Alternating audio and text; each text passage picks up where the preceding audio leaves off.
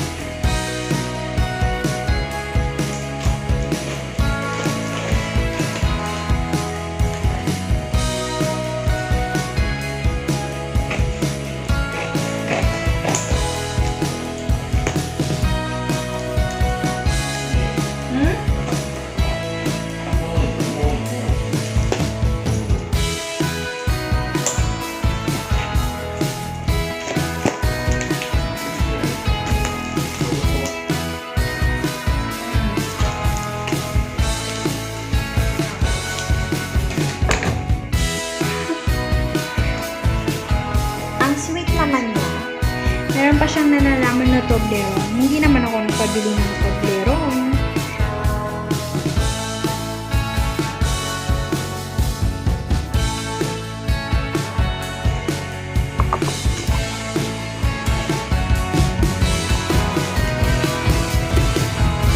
Nagpabili ako na, syempre, cotton para sa paninda, eyeliner. Nagpabili ako ng Fiesta fruit cocktail. Ito yung ingredients ng para sa macaroni salad. Kasi gusto kong kumain ng macaroni salad.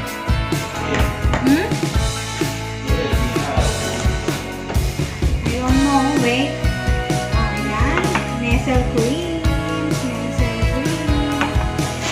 And Nestle cream again. Condensed milk.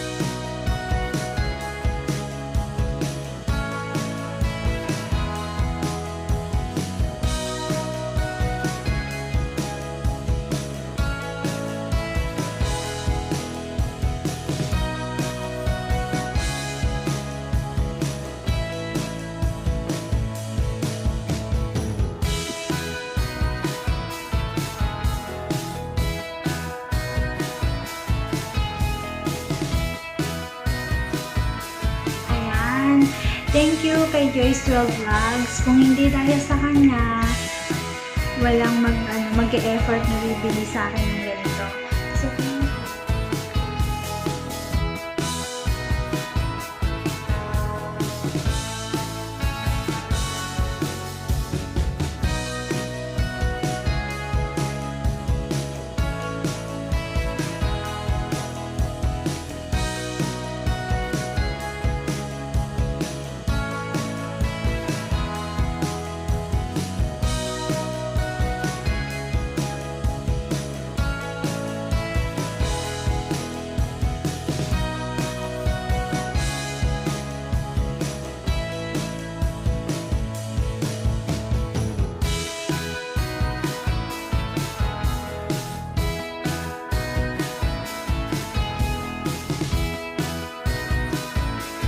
tulong to sa mga kapwa ko FW dito sa Taiwan na kung hindi kayo makalabas, pwede kayong bumili through online, ipadala sa 7-Eleven or post office, or mas better na kung may kakilala kayo, pwede na lang na magpabili kayo, then pasend na lang ninyo sa 7-Eleven.